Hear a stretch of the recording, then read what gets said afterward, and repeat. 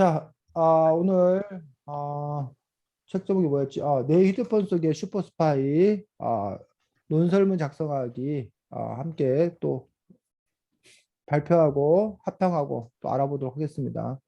예주글이 먼저 도착했기 때문에 예주부터 먼저 발표를 할까? 가위바위보를 네. 할까? 가위바위보요. 가위바위보 이긴 사람이 먼저 하겠습니다. 가위바위보, 가위바위보. 예주 아, 이겼잖아. 얘 맨날 다 선생님, 이겨. 어차피 이길 거네. 자, 예주가 생체 인식 기술은 사용돼야 하는가? 라는 어떤 그런 부분의 주제를 갖고서 했습니다. 자, 예주 발표하겠습니다. 오늘날 전 세계에서 승승장구하고 있는 K-pop 아이돌이 있다. 바로 방탄소년단이다. 방탄소년단은 2013년 빅히트라는 소속사에서 데뷔를 했다. 방탄소년단으로 인해 돈을 많이 벌게 된 빅히트는 다양한 소속사를 인수하며 하이브라는 레이블로 커졌다. 레이블로 커진 만큼 하이브는 2021년 하반기에 신사옥으로 이사를 하게 되었다. 엘리베이터의 개수는 11개의 하이브 소속 아티스트 전용도 있을 뿐더러 지하 7층에서 지하 19층을 이루는 건물을 보여주고 있다. 이들로 체감되듯이 신사옥에는 많은 돈이 들어갔다. 그런 만큼 편리한 기술들도 많이 들어왔는데 그 중에서도 생체 인식 기술이 대표적이다. 소속 아티스트들은 건물에 들어가기 위해 1차로 경호원들을 지나고 2차로 얼굴 인식을 하고 3차로 지문 인식을 한다. 3번 중 2번을 생체 인식을 하는 하이브는 보안에 굉장히 신경을 쓴 것을 알 수 있다. 그래서 소속 아티스트들은 굉장히 안심하며 출퇴근을 할 수 있다. 하지만 그에 따른 단점도 있다. 소속 아티스트 중 몇몇은 얼굴 인식이 안 된다며 팬들과 소통하는 브이라이브 방송에서 불만을 털어놓기도 했다. 본인, 매니저, 주변 직원 등을 다 인식했는데도 불구하고 모두 얼굴 인식이 잘 안 된다는 것이었다. 이렇게 생체 인식 기술은 불상사를 일어, 일으킬 수 있다. 나는 생체 인식 기술이 사용되어야 한다는 것에 반대한다. 첫 번째로 개인정보가 유출될 수 있다. 그리즈라는 디즈니 플러스 드라마가 있다. 미스터리 추적 스릴러로 사건의 범인을 찾기 위한 수사가 이어진다. 그리고 사건과 관련 있는 파일을 찾기 위해서는 상사의 손바닥 지문이 필요했다. 그래서 주인공은 상사의 물병을 훔쳐 손바닥 지문을 위조한다. 지문 위조를 한 손바닥으로 문을 열어 사건 관련의 파일을 얻어 수사를 한다. 만약 손바닥 위조가 파일을 찾기 위함이 아닌 다른 나쁜 의도를 가지고 하는 것이라면 어떻게 될까? 만약 집 현관문에 지문 인식이 있다면 집에 무단 침입을 해서 도둑질을 할 수도 있고 집에 사람이 있을 때는 강도 사건이나 살인 사건이 일어날 수도 있다. 개인정보가 유출되는 지문 위조는 주변에서 쉽게 얻을 수 있는 껌종이를 사용해 할 수 있다. 상수심 재판에서 한국문서감정원장은 이 사실을 증명해내었다. 꼼종이에 붙은 얇은 은박을 벗겨낸 다음 지문이 찍힌 문서 위에 올려놓고 여러 차례 문지르면 지문이 옮겨진다. 이렇게 개인정보 유출은 쉽게 할 수 있다. 두 번째로, 어, 생체 인식 기술은 생체가 정확히 인식되지 않을 수가 있다. 생체 인식 기술은 100%의 정확도를 요구할 수 없다. 기술의 한계도 있지만 사람의 몸은 매일매일 변한다. 또 컨디션에 따라 다르다. 피곤하면 몸이 퉁퉁 붓고 열심히 손으로 작업을 하면 지문이 벗겨질 수 있다. 심지어 생체 인식 기술 중 가장 정확하다고 알려진 정맥 인식도 긴 시간에 의해서 조금씩 변화될 수 있다고 한다. 이 정확할 수 없는 생체 인식을 위해 몇 퍼센트나 데이터와 일치해야 그 사용자로 볼 것인가 하는 의문점이 생겼다. 여기로부터 파생된 사건이 1919년 삼성전자 온스크린 지문인식 오작동 사태이다. 이 사건은 삼성 노트 10 핸드폰에서 생겼다. 노트 10에 지문 인식하는 곳에 젤리 케이스를 놓고 지문을 대면 지문 인식이 되어 있지 않은 것도 인식이 된다는 것이다. 심지어 고구마를 대고 인식을 해도 잠금이 풀렸다.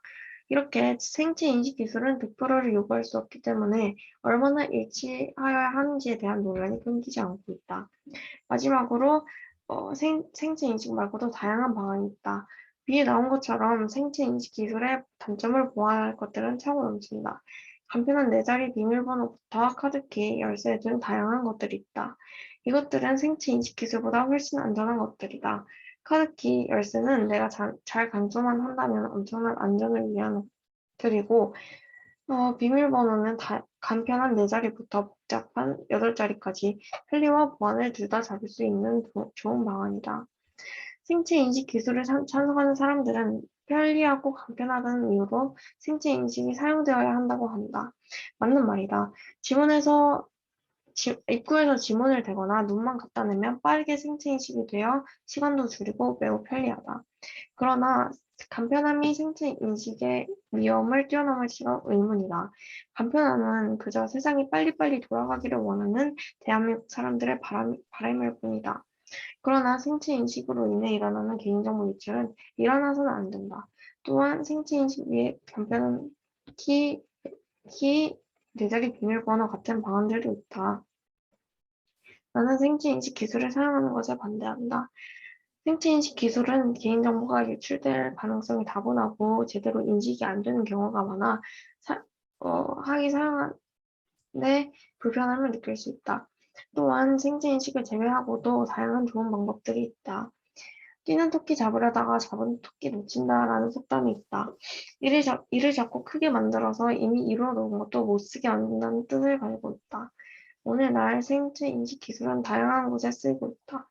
신기술을 따라가려고 생체 인식 기술을 사용하다가 갤럭시 노트 10 사건이나 개인정보가 통으로 유출되는 큰 사건을 일으킬 수 있다. 그러므로 나는 생체 인식 기술을 반대한다. 네, 수고했습니다. 민성이 평. 일단은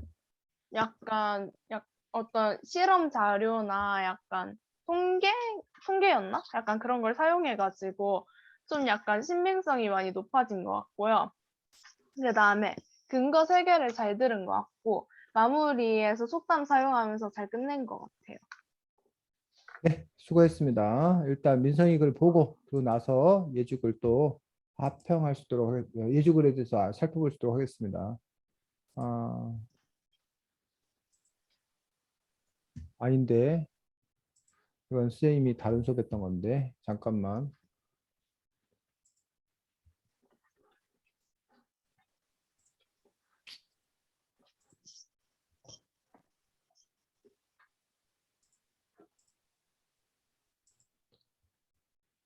잠깐만. 맞나? 자, 민성이. 네. 1984라는 소설이 있습니다. 이 소설은 자유가 말살될 감시사회를 그리고 있는데 정부는 집안, 야외광장 등 다양한 공간 곳곳에 설치된 텔레스크린과 마이크로폰으로 시민이 일거수일투족을 감시하며 어린아이를 훈련시켜 부모의 잠꼬대를 엿듣게 합니다. 이 사회에서는 정부가 허용하지 않은 일에 대해 생각만 해도 사상범죄로 취급이 됩니다. 요즘 우리는 소설 1984와 같은 수많은 눈길에 쌓여 있습니다. 감시체제의 대표적인 예로는 CCTV 등이 있습니다. 이러한 감시체제는 우리를 더 안전하게 지켜주는 등 장점도 있지만 우리의 중요한 정보까지 빠져나가는 등의 단점도 있습니다. 우리의 안전과 사생활 사이에서 고민하는 문제인데요. 어떤 입장이 옳은 것일까요? 저는 과한 감시체제의 사용에 반대합니다. 첫째, 감시체제는 조작한 사람의 관점에 따라 담긴 기록이 객관적인 기록물이 될 수 없습니다. 예를 들어 설명하자면 만약 어떤 사람이 땡땡 나라에서 온 사람은 범죄를 잘 일으킬 것이라 생각하고 믿는다면 그 나라에서 온 사람들을 집중적으로 감시할 것이고 결국 무슨 잘못을 한 적도 없는 애꿎은 사람들의 사생활이 함부로 침해될 것입니다. 또 다른 예로는 일제강점기 때 우리나라 사람들을 예비 범죄자라고 하면서 감시를 했다고 합니다. 둘째, 악용이 될 수가 있습니다. 감시체제는 모두 기계이기 때문에 해킹이 가능합니다. 그 해킹한 감시체제를 이용하면 어떤 사람이 일거수일투족을 감시할 수 있고 그 사람의 사생활을 모두 볼 수 있습니다. 그뿐만이 아닙니다. 2016년에 한국에서는 국정원에 국민 개개인의 정보를 수집 조사하고 수석할 권한을 부여하는 테러 방지법이 발효되었습니다. 이 법에 따르면 국정원은 필요시 저희의 카드 내역, 건강 등 개인정보를 수집할 수 있고 공권력에 의해서 개인의 정보가 자의적으로 해석되고 악용될 우려가 있습니다. 흑인 인권 운동을 한 마틴 루서 킹은 불륜을 했다고 합니다. FBI는 그 증거를 모아서 인권운동을 당장 멈추라는 협박용어로 사용을 했다고 합니다. 셋째, 성능이 확실하지가 않습니다. CCTV는 그냥 지켜볼 뿐입니다. 반에서 싸움이 났을 때 CCTV를 통해 상황을 파악할 수는 있지만 정확한 사건의 발단 등 길게가 하지 못하고 사람이 할 수 있는 일은 감시체제로 해결이 불가능합니다. 또한 CCTV 사각지대를 활용하거나 CCTV가 없는 장소에서는 사건들이 있을 것입니다. 찬성 측에서는 아무리 위험성이 강하다고 해도 우리의 안전을 위해서라면 어쩔 수 없지 않냐고 했습니다. 안전이 우선이라는 점을 인정합니다. 하지만 우리의 사생활은 보호를 해야 합니다. 안전을 위해서 설치한 감시체제에 자신의 사생활이 찍히 악용된다면 자신의 안전도 사생활도 둘 다 지킬 수가 없습니다. 모두가 조금씩 조심하면 감시체제 없이도 안전을 잘 누릴 수 있을 것입니다. 감시체제는 조작한 사람의 관점에 따라 객관성이 없어지고 악용될 수 있으며 성능이 확실하지가 않습니다. 편리함과 안전 그리고 사생활 둘 중 그 사이 어딘가에 감시체제의 문제에 대한 답이 있습니다. 하지만 아직 해답이 나오지 않은 지금은 우리 사생활과 연결된 우리 안전을 위해서 감시체제에 관한 사용을 막아야 합니다. 네, 수고했습니다. 예주. 저는 일단 근거 3개를 좋은 근거로 잘 된 것 같고, 근데 그 근거에, 그 예시를 좀 더 구체적이게 들었으면 어떨까 하는 생각이 들었고, 네, 그렇습니다. 네, 수고했습니다. 와.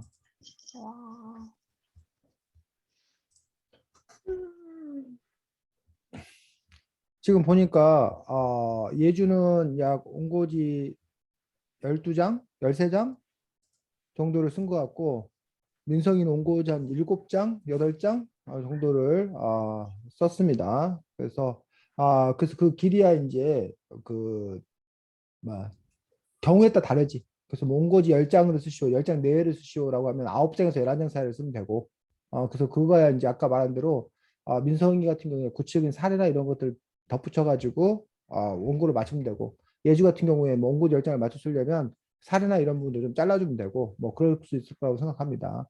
자, 그래서 우리 예주하고 민성이 글을 구체적으로 우리가 하나하나 살펴보면서 이야기를 좀 더 해보도록 하겠습니다. 자, 예주가 생체 인식 기술은 사용돼 하는가라는 부분에서 이렇게 제목을 달아도 되고, 질문 형태로, 아니면 생체 인식 기술 사용에 반대한다라고 이제 뭐 생체 인식 기술은 위험하다 뭐 이런 식으로 이제 보통은 자기 주장을 담아서 제목을 달 수 있다라고 생각을 합니다. 그래서 요즘 이제 흥미가 있는 그 방탄소년단 이야기를 시작한 것들은 뭐 좋은 어떤 그런 부분이라고 볼 수가 있습니다. 그래서 방탄소년단의 뭐 엘리베이터 개수 뭐 이런 얘기들을 하고, 여기가 지금 이만큼 부터 시작을 해서 어쨌든 여기서부터 여기까지가 지금 다 뭐인 거야? 서론. 여기가 지금 서론 부분을 지금 이렇게 쓰고 있는 것도 볼 수가 있습니다.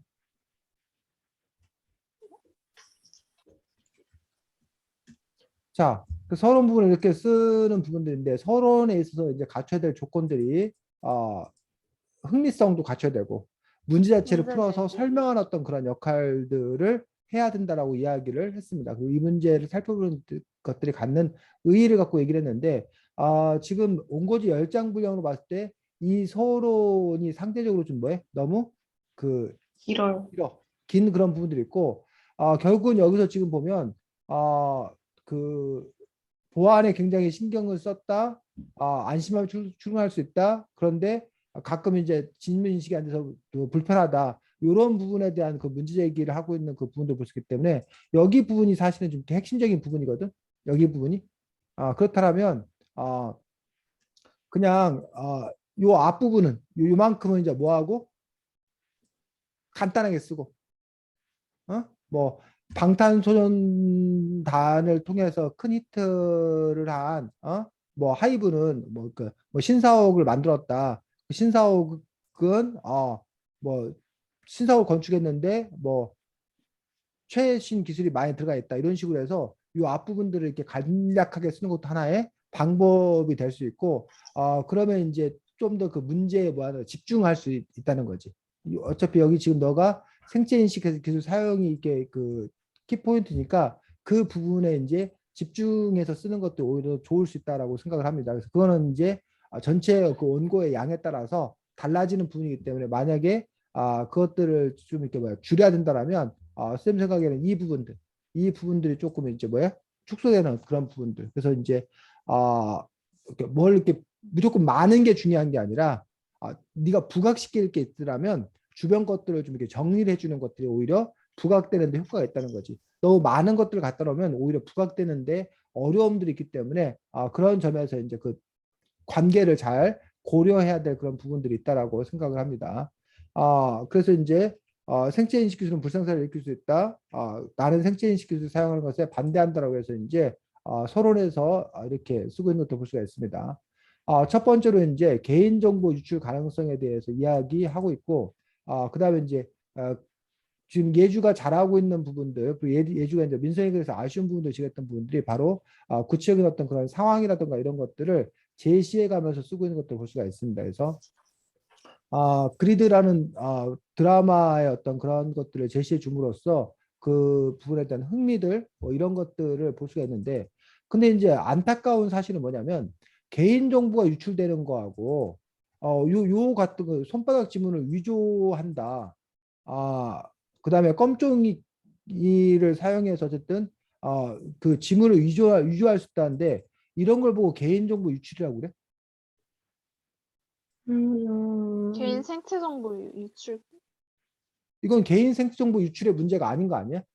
개인 정보가 유출된다는 거는 예주 너에 대한 뭐 그 생체 정보가 유출되어서 그걸 다른 용도로 사용되는 거. 주민등록번호가 유출돼서 다른 사람들이 그 주민등록번호를 이용해 가지고 뭔가 딴짓을 막 하는 거. 이런 걸 개인 정보가 유출된다고 그런 거든. 네 전화번호가 유출되어 가지고 네 전화번호를 이용해서 다른 사람들이 뭐 어디 뭐 등록을 하거나 막 이런 거를 보고 개인 정보가 유출된다고 그러는 거야. 근데 지금 너가 여기서 얘기하고 있는 거는 오히려 뭐야 그 생체 지문 인식을 한다고 했을 때 그 이 생체 정보가 너무나 쉽게 뭐야 그 복사되어서 사용될 수 있다. 그렇기 때문에 그 뭐야 물론 이것도 뭐 개인정보 유출은 맞네. 개인정보 유출은 맞는데 어쨌든 보안성이 떨어진다고 해야 되나? 그러니까 원래 그 생체 정보를 하는 이유들이 그 사람만 그걸 이용하기 위해서 하는 거잖아. 근데 네. 너무나 쉽게 다른 사람도 이용할 수 있게 된다. 그 보안성 이런 부분들이 확보가 떨어진다. 라는 부분들에 대해서의 문제이기 때문에 그런 점에서 이제 이 개인정보 이걸 개인정보 유출을 할 수 있는 건가라는 부분들에 대해서 그 정확한 어휘의 사용 그 낱말이 의미하는 바가 뭔지를 맞춰서 그것들을 정확하게 사용하는 어떤 그런 부분이 필요하다고 생각이 들어서 그래서 여기 같은 경우는 근거를 바꾸면 될 것 같아. 개인정보 유출될 수 있다 이 얘기를 빼고 개인정보 쉽게 유출될 수 있다라는 어떤 그런 부분에서 오히려 이 보안성이 뭐한다? 떨어진다. 보안성이 떨어져서 이런 그 생체 정보 같은 것들이 쉽게 위조될 수 있다. 쉽게 노출될 수 있다. 그런 부분들을 오히려 얘기하는 것도 좀 더 필요하지 않나라고 생각이 듭니다. 그 다음에 이제 여기 같은 경우도 이제 지금 그 사례를 그리드라는 그런 사례를 하나 얻었고 그 다음에 또 하나는 항소심 이제 그 문서감정원에서 했던 이 사실들을 두 가지를 들었거든. 이러한 그 두 가지 그런 사실들을 들어서 너 얘기가 틀리지 않다는 걸 증명한 건 좋다는 얘기야. 근데 이 두 가지 이야기들 중에서 더 신뢰성이 높은 건 뭘까? 밑에 거. 밑에 게 더 신뢰성이 높아. 사실 위에 거는 그렇게 좋지는 않아. 왜 이건 좋지 않을까? 그냥 드라마 픽션이고. 얘기라서. 뭐라고? 상상으로 만들어진 거라서. 드라마라는 것 자체가 허구잖아. 픽션이잖아. 그러니까 너는 근데 이제 논리적 증명을 얘기하고 있는데 이건 드라마적 상황이라는 거지. 근데 이것이 단지 너가 이 드라마를 예를 들 거면 이게 드라마 그 시나리오 작가의 상상 속에서만 있는 것들이 아니라 이게 사실을 기초로 하고 있다. 현실에서 실제로 이런 일들이 일어나고 있는 거를 드라마화했다라는 것들에 대한 증명이 필요해. 한 단계 하나가 더 필요한 거지. 근데 이제 그에 비해서 여기 같은 경우는 항소심 재판에서 한국 문서 감정원장은 그러니까 재판, 문서 감정원 뭐 이런 거니까 이 자체가 신뢰가 팍 가는 거야. 재판이 사실관계를 다투는 거고 게다가 문서 감정원장이니까 그 권위라는 어떤 그런 부분에서 신뢰가 더 간다는 거지. 그런 점에서 너가 이제 그 정보의 어떤 그런 출처들 이런 것들을 제공할 때 이처럼 이게 신뢰가 있는 어떤 그런 정보를 제공하는 것들이 훨씬 더 이제 그 너의 그 주장을 뒷받침하는 부분에 있어서 중요한 어떤 그런 부분을 갖고 있다는 거지. 됐니? 네.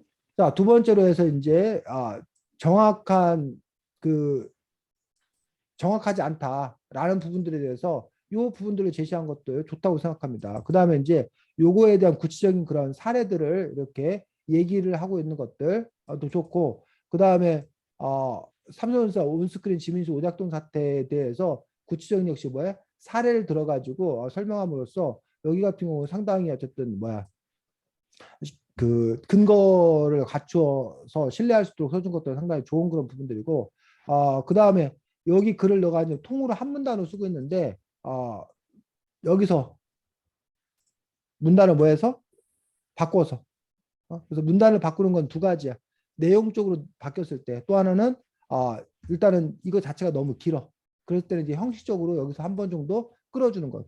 여기는 지금 길기도 해서 끌어주기도 했지만 내용적으로 어쨌든 삼성 그 전자 그 사건을 다른 예를 드는 거기 때문에 이 정도에서 뭐야 문단을 구별해 주는 것들이 더 효과적이다라고 생각을 하는 거지. 됐니? 근데 여기도 마찬가지로 그 뭐 수사를 한다 라고 해서 여기 정도에서 이제 뭐야 바꿔줘도 되고, 아니면 아까 여기 또 한국문서감정원 껌줄 사용했을 때 다른 내용이기 때문에 이 정도에서 이제 문단을 뭐해서 구별해서 쓰는 것들도 하나의 방법은 될 수 있겠다라고 생각을 합니다. 그래서 그렇게 되고 있고, 그 다음에 세 번째로 마지막으로 생체인식 말고도 다양한 방안이 있습니다라는 어떤 그런 부분들인데, 요 근거 같은 경우는 물론 너가 이제 그 생체인식에 반대하는 어떤 이유로 생체인식 자체 갖고 있는 문제점을 첫 번째, 두 번째 문제점을 지적을 하고 다양한 방안을 제시할 수 있긴 한데, 그것보다는 오히려 그냥 그 생체 인식의 문제점들을 지적할 수 있는 다른 아이디어가 있다라면 다른 근거를 제시하는 게 더 좋지 않았을까라고 생각을 합니다. 그러니까 생체 인식이 갖는 문제가 아까 말한 대로 쉽게 그 보안에 문제가 있다는 점들, 그다음에 그 기술의 한계로 인식이 정확하지 않는다는 점들, 그러니까 그거 말고 아까 말했듯이 그러려면 그 생체 인식 정보가 그 모여야 되잖아. 수집해야 네. 되잖아. 근데 그 수집된 그런 정보가 다른 곳에 악용될 수 있는 것들에 대한 그런 문제점들을 네가 뭐 한다던가 지적을 한다던가 그런 식으로 오히려 생체 인식 기술에 대해서 갖는 문제점들을 지적하는 것들이 더 효과적이지 않나라고 생각이 듭니다. 근데 어쨌든 뭐 다양한 방안이 있습니다라고 해서 다양한 방안들을 지금 이렇게 제시를 하고 있는데, 이게 선생님이 왜 그런 얘기를 했냐면 사실은 이런 그 다양한 방안들의 문제를 뭐하기 위해서 해결하기 위해서 나온 게 생체 인식 기술이잖아. 어, 근데 네. 이 생체 인식 기술의 대안으로 과거로 가는 거는 좀 이렇게 갸우뚱하다는 거야. 마치 자동차를 네가 뭐 하면서 반대하면서 뭐 그 전에 마차를 타고 다녀야 된다. 그러니까 마차였던 건 불편함을 해결하기 위해서 자동차가 나온 건데 자동차의 문제점을 해결하기 위해서 마차로 가야 된다라는 식으로 가는 어떤 그런 부분들이 과연 얼마나 설득력을 갖출 수 있을 건가라는 부분들에 대해서 그래서 얼마나 더 좋은 근거를 제시할 수 있을 건가라는 부분들, 그런 부분들을 가야 된다는 거죠. 결국 여기 있는 위에 있는 그 단점이라는 것도 이 두 가지 단점의 이야기를 되풀이한 것에 불과한 것 아닌가라고 싶어서 세 번째 근거. 그래서 물론 이 근거가 다른 근거 없으면 이걸 제시하는 것들이 또 가능하다고 생각합니다. 근데 만약 다른 더 좋은 근거가 제시된다라면 굳이 이걸 제시할 필요는 없다라고 생각을 합니다. 자, 그 다음에 이 반론 부분들. 여기가 반론 부분들인데 반론은 뭐라고? 상대방의 찬성한 사람들의 이야기에 대해서 그 이야기가 사실이 아님을 입증하거나 다른 대안이 있음을 얘기한다는 거야. 자, 편리하고 간편하다라는 것들이 찬성 측의 가장 중요한 주장이겠지. 근데 그 부분에 있어서 맞는 말이다라고 얘기를 해서 편리하다라고 얘기를 했는데 네가 생체인식의 위험을 뛰어넘을 수 있는 의문이다. 생체인식이 위험하다라고 얘기를 했거든. 근데 이거는 생체인식이 위험하다는 건 너의 뭐라는 거야? 주장이라는 거야. 그럼 차라리 음, 이게 세 번째 근거로 가야 된다는 거야. 음, 그리고 게다가 지금 여기서 보면은 생체 인식으로 인해 일어나는 개인정보 유출은 일어나서 안 되고 뭐 다른 방안도 있고 해서 이 이야기는 이미 앞에서 뭐 한 얘기야? 얘기요. 본론에서 네가 이미 써먹은 얘기잖아. 본론에서 하고 있는 얘기를 되풀이하는 게 반론이 아니라는 거야. 그럼 여기서 이 반론에서 해야 될 일은 편리하고 간편하다라는 그 부분에서 생체 인식 기술이 편리하고 간편하지 않다는 걸 증명하거나. 근데 너는 지금 편리하고 간편하다 이미 인정을 했어. 근데 왜 그렇게 반박할 수는 없어. 그럼 너가 편리하고 간편한 거를 해결할 수 있는 다른 방안이 있다. 생체 인식 말고도 편리하고 간편하게 할 수 있는 방안이 있다라는 걸 증명을 해야 돼. 근데 편리하고 간편한 것이 있는 거 없는 거야. 생체 인식만큼. 편리하고 간편한 게 그렇죠. 없는 거야. 그럼 이거를 반박할 수가 없는 거야. 그러면 네가 애당초 이거를 네가 그 상대로 고르면 안 돼. 그런데 네가 이걸 상대로 골라낼 수 있는 건 요거야.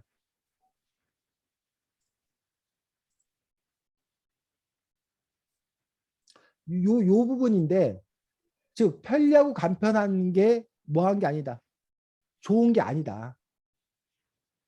굳이 편리하고 간편하게 살아야 되지 않는다. 그러니까 생체 인식 기술이 편리하고 간편해서 사람들이 쓴다고 그러는데 왜 편리하고 간편해야 되느냐. 편리하고 간편한 것들은 오히려 우리 사회에 좋지 않은 것뿐이다 해서 세상이 빨리빨리 돌아가는 대한민국의 바람일 뿐이다라고 쓰고 있고 근데 그러한 바람이 갖는 허구성, 문제점 이런 것들을 주장을 함으로써 굳이 우리가 편리하고 간편하게 살아야 될 이유가 없다. 그러니 편리하고 간편함을 무기로 하는 생체 인식 기술이 사용되지 않아도 상관이 없다. 이런 식의 논리로 가야 된다는 거예요. 예주야 이해가? 네. 자, 민성아 뭘 이렇게 열심히 해? 보고 있는데. 응? 듣고 있어?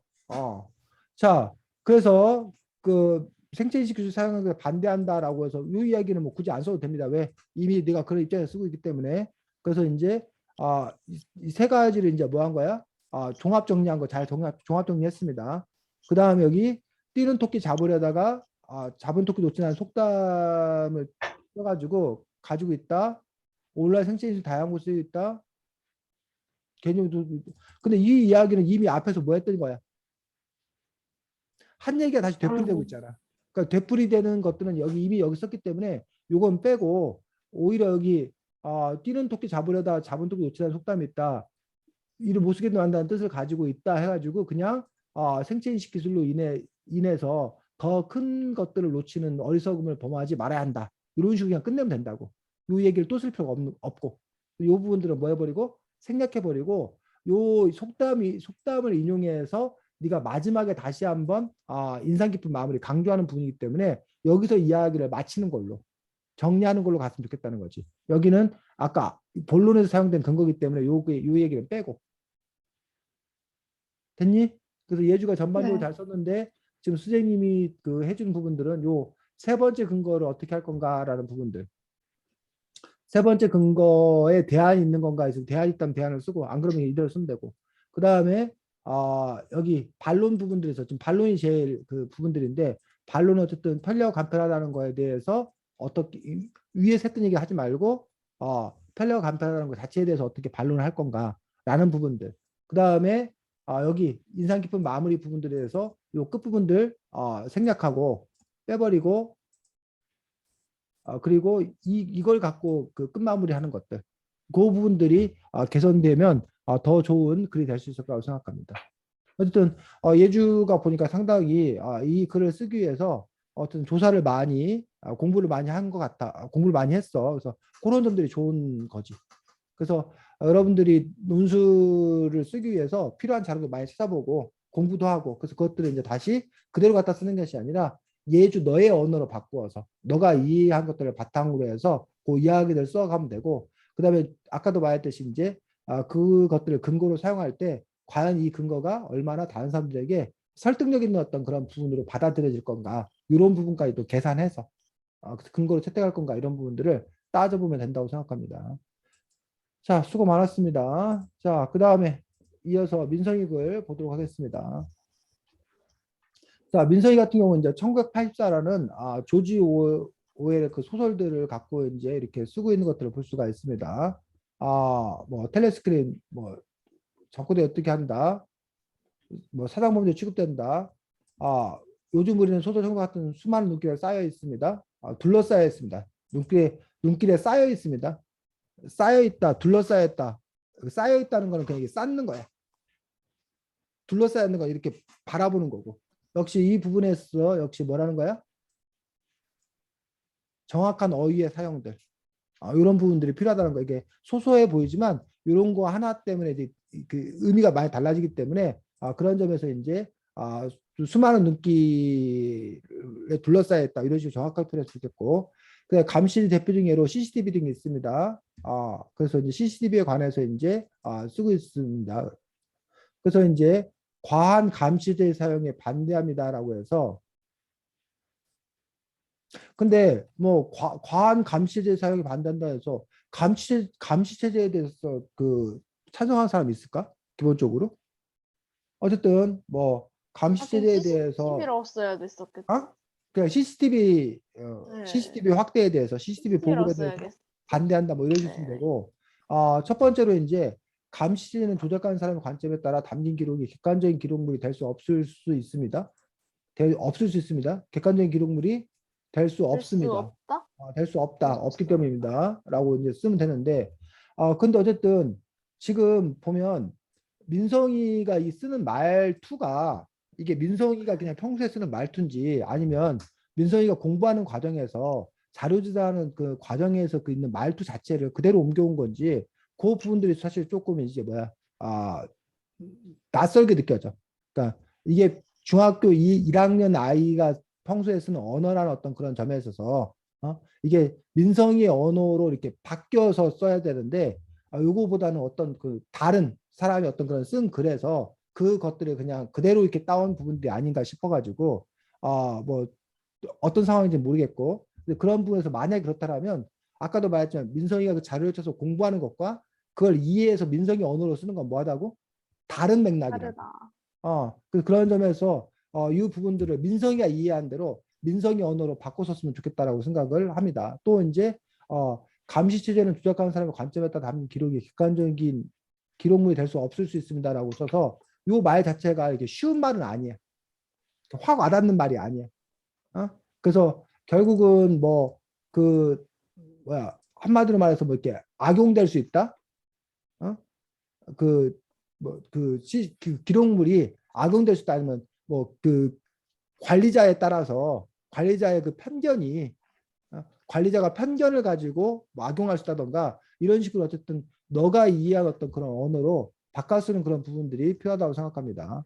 그래서 이제 예를 들어 뭐 설명을 해서, 공군에서 온 사람은 범죄를 저질 걸 생각한다면 그날 온 사람을 집중적으로 감시할 것이고, 결국 무슨 잘못을 한 적도 없는 예꾸진 사람의 사생활이 함부로 침해될 것입니다. 또 다른 예로는 일제강점기 때 우리나라 사람들이 예비 범죄자라며 감시했다고 합니다. 근데 요게 CCTV하고 어떻게 관련이 있는지라는 부분들에 대해서 그 충분한 그 연결성, 논리적 연결성, 이런 부분들이 좀 이렇게 부족하다는 거지. 그리고 이게 CCTV이기 때문에 그런 거야? 이게? 약간 CCTV가 사람의 약간 생활 같은 걸 볼 수 있고, 약간 뭔가 약간 이 사람이 도둑질을 하거나 그런 걸 볼 수가 있잖아요. 근데 선생님이 지금 제기하는 문제는 그 CCTV가 이 사람들만을 따라가는 게 아니잖아. 아니, 근데 약간 어, 이걸 조작한 사람은 이제 어. 이게 이 사람이 위험할 수 있겠다라는 생각으로 CCTV 중에 그 사람 쪽으로 계속 향한다?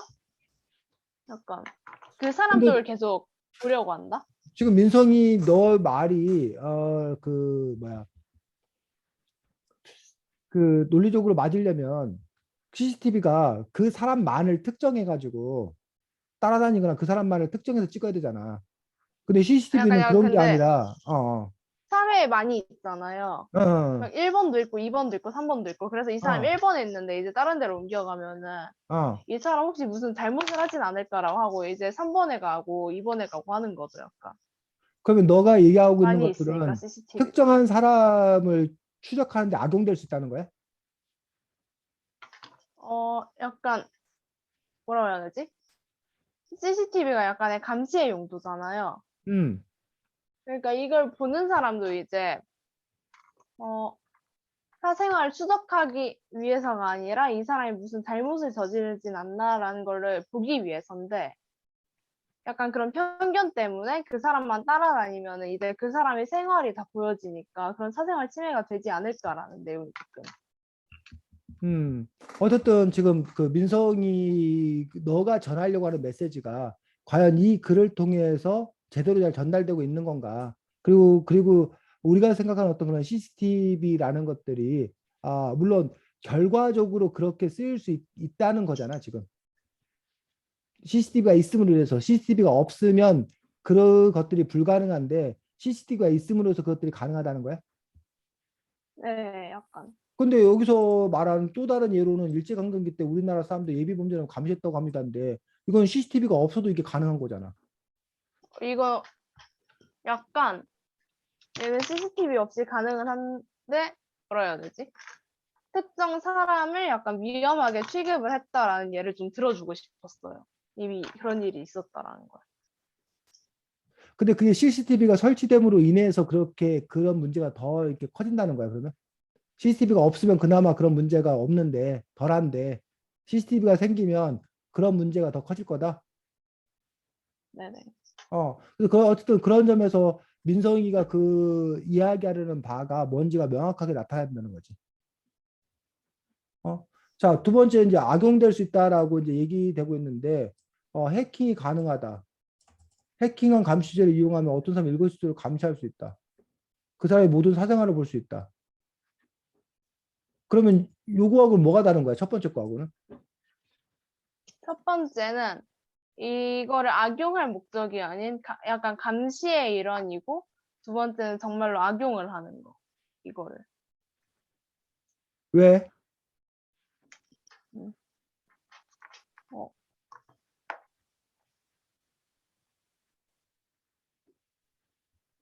아니 그 왜라는 개념이 정확하게.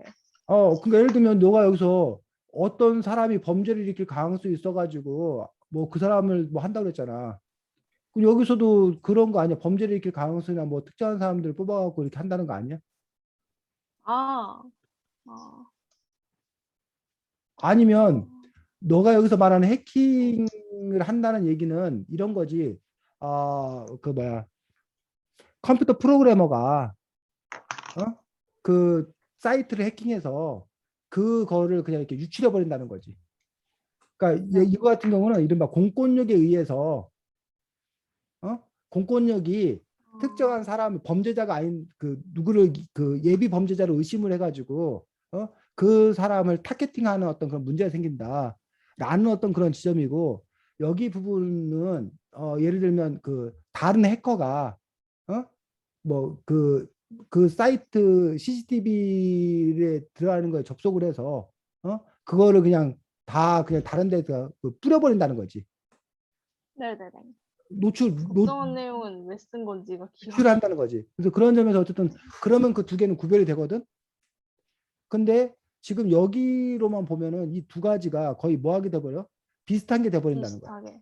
그리고 네가 지금 흑인 인권 운동한 마틴 루터형이 협박용을 사용했다라는 것도 얘기하고 있는데 이것도 이제 일제강점기 때 예비 범죄를 감시했다고 하는 부분에서 어 이것도 역시 아까 말한 대로 CCTV가 있는 시절이 아닌데 이런 예를 들은 것들이 오히려 네가 CCTV를 사용해 가지고 이러한 그 거의 악용된 그런 사례 이러한 사례를 네가 뭐 하는 것들이 제시하는 것들이 더 오히려 효과적이지 않나라는 얘기지.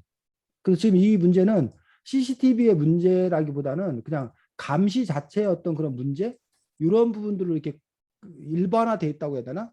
그런 부분들 때문에 쏙쏙 안 들어온다는 거야, 상대적으로.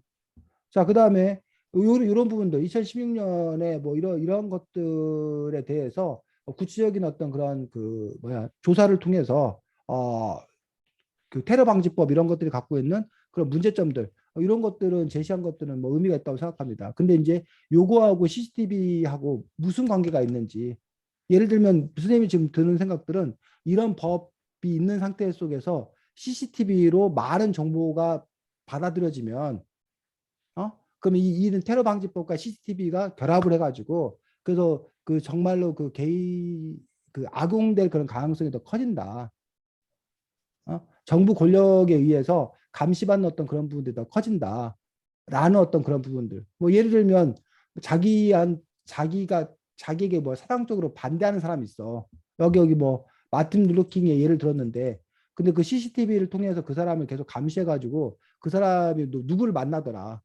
개인 사생활 이런 것들을 뭐 빌미로 해가지고 그 사람들을 그걸 갖고 이제 뭐 하는 거야? 폭로해서 그 사람이 정치적 신념을 뭐 꺾어버린다던가, 이런 곳에 뭐 이렇게 쓰일 수 있다. 그러니 그것들이 이제 뭐라는 거야? 문제다.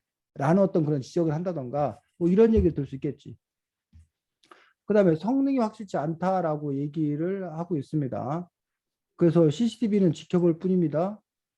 통해 상황을 파악할 수 있지만 사건이 발달된 기계가 하지 못하고 감시 체계는 해결이 불가능하며 되어 있는데, 근데 그러면 이 성능이 확실하지 않다라고 얘기를 했는데, 그럼 CCTV가 없으면 더 나아? 아니, 더 나은 게 아니라 CCTV가 어, 있다고 해서 크게 어, 약간 반에서 누가 싸우거나 이런 일이 있다면은 어, 제가 이거를 어떤 책에서 봤나 그랬던 것 같은데 어, 이거를 막 이 사건의 이 사건의 상황은 볼 수가 있지만 음. 사실 이런 거를 해결할 수 있는 거는 사람이다. 약간 이런 내용을 봤었거든요.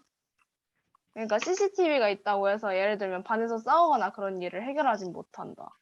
근데 이거는 그게 그냥 보기만 반에서 그 하니까. 해결하지는 못할 그 CCTV 자체가 해결하지는 못하지만 CCTV를 통해서 없는 상태보다 많은 정보를 주는 건 사실 아니야? 어, 그렇다면 오히려 너가 성능이 확실치 않기 때문에 그것들이 뭐 CCTV가 설치되는 것들이 필요 없다라는 논리는 설득력을 갖기가 좀 힘들 것 같은데, 그런 점에서 이 이야기가 얼마나 이제 설득력을 갖느냐는 걸 봐야 되는데, 오히려 민성이 너가 이 이야기가 설득력이 있으려면 CCTV가 오히려 잘못된 정보를 줄 수 있다 이런 걸 지적을 해야 되는데, 예를 들면 찍는 각도에 따라서 그 사건이 전혀 다르게 보일 수 있잖아. 그러니까 뭐 그걸 뭐라고 해야 되나, 뭐 어떤 각도에서 찍었냐에 따라서 그 가해자와 피해자가 뭐 뒤바뀌는 그런 사건도 있었거든. 그래서 그 CCTV로만 봐가지고는 전체적인 상황을 파악하기가 오히려 뭐하고 어렵고, 오히려 그것들이 잘못된 판단의 어떤 그런 자료로 쓰일 수 있는 것들에 대한 어떤 그런 위험성, 뭐 이런 부분들을 오히려 뭐 한다던가 이야기한다던가, 그렇게 가야 되지 않을까, 방향 자체를. 그래서 선생님이 어쨌든 얘기하고 싶은 것들은 너네들이 어떤 그 근거를 내세울 때 과연 그 근거가 얼마나 설득력 있는 근거인가, 또 혹시 공격당할 염려는 없는 건가, 이런 부분들을 이렇게 봐야 된다는 거지. 그래서 오히려 CCTV가 설치되었을 때 어떤 문제를 갖게 되는 건가라는 부분에서 오히려 CCTV가 갖는 문제점들을 우리 민선이가 너무 거창하게 쓰고 있어. 첫째, 둘째 이런 부분에서 너무 크게 쓰고 있는데, 예를 들면 CCTV가 설치되면 사람들이 활동이 위축될 거 아니야. 너네 학교 쉽게 말하면 교실에 CCTV가 설치돼 있으면 그 감시받는 느낌 때문에 어우. 자유로운 어떤 그런 활동에 제약을 받을 거 아니야. 그래서 사람들이 그럼 근데 자유롭게 뭐 할 수 없다. 솔직하게 어, 굉장히 솔직하게 말하자면은 어, 한 1-2주 지나면 아무도 신경 안 써요, 그거. 뭐가? CCTV 같은 게 있다고 CCTV에 해서. 솔직하게 신경 안 쓸 거다. 그럼 네가 그 CCTV 사용 반대를 하면 안 되고, 오히려 너는 그럼 CCTV 찬성을 해야지. 그렇게 된다면. 그게 별 그러고 문제가, 싶었는데요. 이미 어, 쓰고 있어서 시간이 없었어요. 쓰고 있어서 이미. 그래서 그런 점에서 어쨌든 그 CCTV 사용에 반대한다고 했을 때 그 반대하게 되었을 경우에 어떤 그런 점들, 그다음에 뭐 CCTV 사용으로 인해서 수치심이 커질 거다. 예를 들면 뭐 자기가 이렇게 막 하품하고 있는 장면, 뭐 이런 장면을 짤로 찍어가지고 그런 부분만 짤로 편집해가지고 그런 부분들이 이제 뭐 됨으로써 유출됨으로 인해서 받는 그런 그 정치적인 어떤 그런 피해들 뭐 이런 것들이 뭐 이렇게 예상이 된다던가 뭐 그런 식으로 아니면 뭐 자기의 그 사생활 그뭐 일거수일투족이 다 뭐 된다는 점들 노출된다는 점들 그 CCTV 찍어놓은 걸 다 모아놓으면 그 사람이 뭘 했고 어떤 걸 했는지가 다 이렇게 뭐해 만천하에 이렇게 드러나게 되는 것들이 갖는 그런 부분들에 대해서 개인의 어떤 그런 정보가 드러나는 어떤 그런 지점에 대한 어떤 그런 문제점들을 얘기한다던가 뭐 그런 식으로 그 CCTV가 갖는 그런 문제점들에 대해서 조금 더 이렇게 우리가 일상에서 접할 수 있는 어떤 그런 문제들 좀 더 손쉬운 접근들 이런 것들로 반대할 수 있지 않나 싶습니다. 자, 그 다음에 반론 부분이지 찬성 측에서는 아무리 위험성이 강하다고 해도 우리 안전을 위해서라면 어쩔 수 없지 않냐고 했습니다. 그래서 어쨌든 안전 부분에 대해서 그 CCTV가 우리 안전을 강화해 줄 거다라는 얘기를 한 거야. 근데 여기서 이제 보면 여기도 마찬가지야.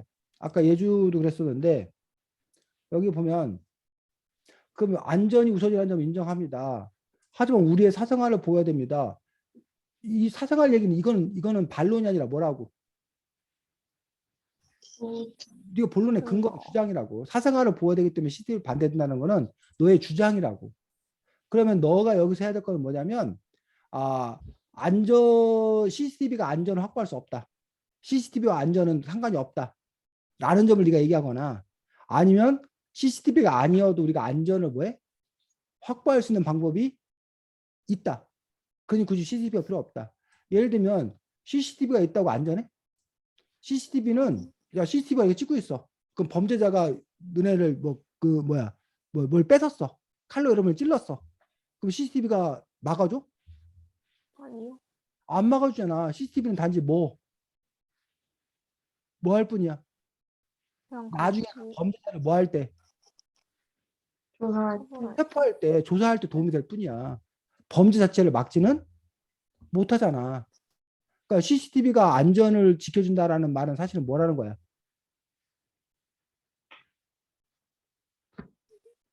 거짓이라는 안전을 거야. 지키는 건 아니다. 뭐라고? 안전을 지키는 건 아니다. 그 CCTV가 있으면 안전하다는데 안전하지 않다는 거야. 뭐 성추행이나 뭐 이런 거, 강도나 이런 걸 막을 수 없다는 거야, CCTV가. 그런 점에서 CCTV는 사후에 문제가 벌어진 후에 그냥 뭐 하는 거야? 그 사건을 해결하는데 조사용. 범인을 체포하는데 도움이 될 수 있을지언정 그 CCTV 자체가 안전을 해결해 줄 수 없다.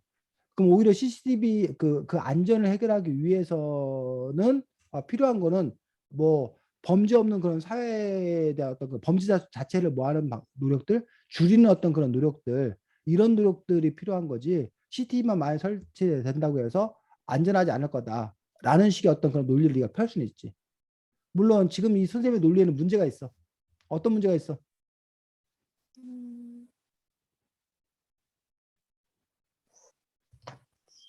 CCTV가 진짜 안전에 도움이 안 돼? 어느 정도는 도움이 되죠. 어느 정도 어떤 면에서 도움이 되는 거야? 아까 선생님은 지금 안전에 도움이 안 된다고 막 반박을 했잖아. 이게 음, CCTV가 사실 사건 차후에 해결이 되는 것만, 사건 차후를 보는 건 맞는데, 어. 자, 이런 강도나 성희롱 이런 거를 저지르는 사람들이 어? 무조건 저지르는 게 아니라 그 사람들이 저지르는 그 심리 안에는 내가 강도 짓을 해도 내가 성희롱을 해도 뭐 안 잡힌다. 체포되지 않을 거다라는 그런 생각을 하는 거잖아. 내가 100% 체포될 게 뻔해. 그럼 강도나 성희롱을 하기가 뭐해? 힘들. 어렵겠지 아무래도. 나는 잡히지 않을 거라는 그런 환상을 갖고 잘못된 생각을 갖고 있는 거야. 근데 CCTV가 있으면 아무래도 내가 잡힐 가능성이 그만큼 커지고 잡힐 가능성이 커지니까 내가 그 범죄를 저질러야겠다는 생각이 줄어들 거 아니야. 어? 그러니 CCTV 설치만으로도 안전이 뭐라는 거야? 확보될 수 있다라는 주장도 나름 근거가 있는 주장이잖아. 근데 어쨌든 나는 지금 이제 뭐야 그 반대해야 되는 입장이기 때문에 그런 걸 일단 뭐하고 그런 반론이 들어올 걸 일단 뭐하고 알고 있지만 그런 건 무시하고 내가 그 얘기를 끊을 필요는 없는 거야. 나는 일단은 그 CCTV가 아까 말한 대로 그 사후에 어떤 그런 문제를 해결해 줄 수 있지만 어떤 그 사람 자체의 안전을 보낼 수 없다는 점을 강조해서 네가 얘기를 써야 된다는 거지. 아니면 여러분이 그렇게 쓰고 싶지 않으면 여기서 뭐, 모두가 조금씩 조심하면 요 이야기를 네가 중심으로 쓰면 이게 반론이 되는 거지. 그 안전하려면 CCTV를 설치할 게 아니라 가로등을 많이 세우고 뭐야 밤길에 혼자 다니지 말고 같이 다니고 뭐 일찍 귀가하고 뭐 이런 식의 어떤 그런 그 노력으로 안전은 뭐 할 수 있다? 지킬 수 있다. 지킬 수 아니면 있다. 무슨 뭐 그 개인 호신용 무슨 뭐 그 가스총 뭐 이런 걸 갖고 다니고 이런 걸 통해서 안전을 확보할 수 있다. 그러니 굳이 CCTV가 없어도 된다. 뭐 이런 식의 논리에서 요 부분들을 네가 오히려 뭐해서 강조해서 쓰는 것들이 더 이렇게 효과적이라는 얘기지. 민서아 이해가? 네네. 그래서 어쨌든 선생님이 지금 강조하고 싶은 거는 요 반론 측면에서 자꾸 뭐 하지 말아라. 주장을 다시 하지 말아라. 주장을 되풀이하지 말아라. 반론은 반론 자체에만 충실해라. 라는 점들을 얘기하고 싶은 거지. 자, 그 다음에 어쨌든 요 부분에 있어서 악용대수 성능학자 하지 않습니다 해서 지금 종합정리했고 여기가 이제 편리함과 안전 그리고 사생활 둘 중 그 사이 어딘가에 감시의 문제에 대한 답이 있습니다. 하지만 아직 해답이 나오지 않는 지금은 우리의 사생활과 사생활을 연결시킨 우리의 안전을 위해 감시제 과한 사용을 막아야 합니다. 라고 해서 다시 한번 모함으로 인해서 근데 여기서 이제 아직 해답이 나오지 않았을 때는 사생활이 더 중요하다라는 얘기를 하고 있는데 왜 그러한 건가라는 부분에서 그냥 주장을 그 재강조하고 있는 어떤 그런 방식인데 물론 이러한 방식으로 쓸 수도 있습니다. 이러한 방식으로 쓸 수도 있지만 아까 그 예주가 했던 어떤 그런 방식들 그래서 너가 오히려 사생활이 뭐함을 중요함을 중요하다. 강조하는 어떤 그런 말이라던가 이러한 표현이라던가 이런 것들 좀 조사를 해서 그 사생활을 강조하는 것들로 인해서 사생활은 어떤 상황에서도 지켜져야 된다. 응? 그 사생활이 어떤 인간의 품위와 관련된 그런 부분들이다. 그래서 우리가 품위 있는 삶을 살자라는 어떤 그런 식으로 얘기를 한다던가 해서 그런 식으로 강조할 수 있으면 더 좋겠다고 생각합니다. 그래서 물론 이제 그 마지막 그 인상 기법 그 마무리라는 부분에서 다시 한번 재강조라는 기법도 있습니다.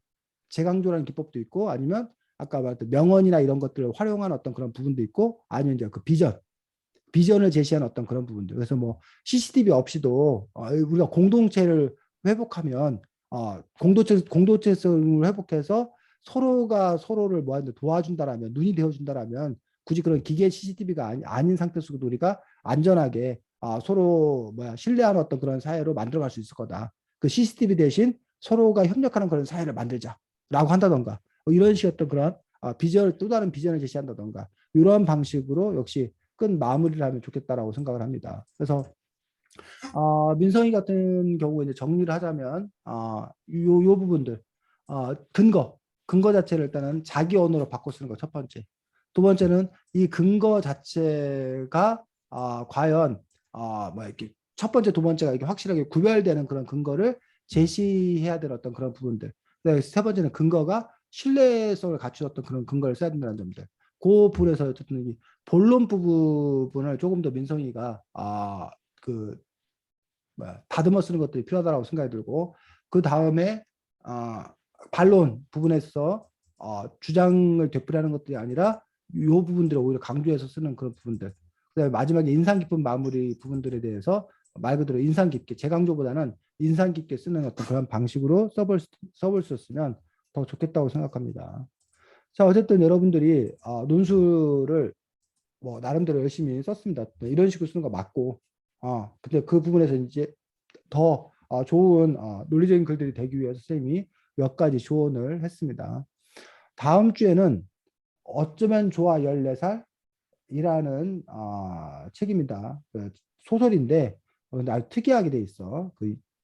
여러분이 그런 형식의 글들을 봤는지 모르겠는데 형식 자체가 어쨌든 특이하게 돼 있는 소설인데 특이한 형식으로 돼 있어. 쌤이 왜 특이한 형식으로 돼 있다는 거는 봤어? 책? 어쩌면 좋아 14살? 아직 아니요, 아직이요. 아직 안 봤어. 스포하지 않도록 하겠습니다. 여러분들이 보면 알겠지. 그래서 왜 선생님이 특이한 형식으로 돼 있다라고 얘기했는지는 알 겁니다. 그래서 다음 주에 어쩌면 좋아 14살을 가지고서 볼 수 있도록 하겠습니다. 그래서 이 논술 같은 경우는 뭐 특별히 다시 고쳐쓰기 할 필요는 없을 것 같아. 우리가 이걸 뭐 제출할 거 아니기 때문에 뭐 여러분들이 뭐 나중에 또 이런 주제에 대해서 쓸 기회가 있을까 학교에서 뭐 어차피 이 주제 갖고 많이 다루기 때문에 쓸 기회가 있으니까 그때 가서 뭐 고쳐 쓰면 될 거고 아니면 여러분들이 뭐 시간 허락하면 뭐 고쳐 써도 괜찮은 것 같고 월요일 날로 혹시 시간 바꾸는 문제에 대해서는 한번 선생님도 보니까 한번 여쭤볼게. 그래서 동의가 되면 그리고 뭐 월요일 날 친구들을 위해서 시간 바꿔주고 뭐 어려움 할 수 없고 그래서 한번 의논해 보도록 하겠습니다.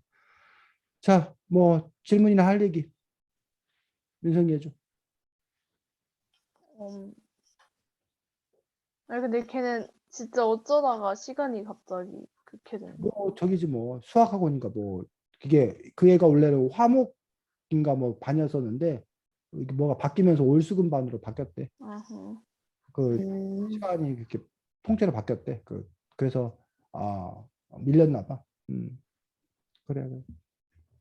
자, 예주 할 얘기 없고 네.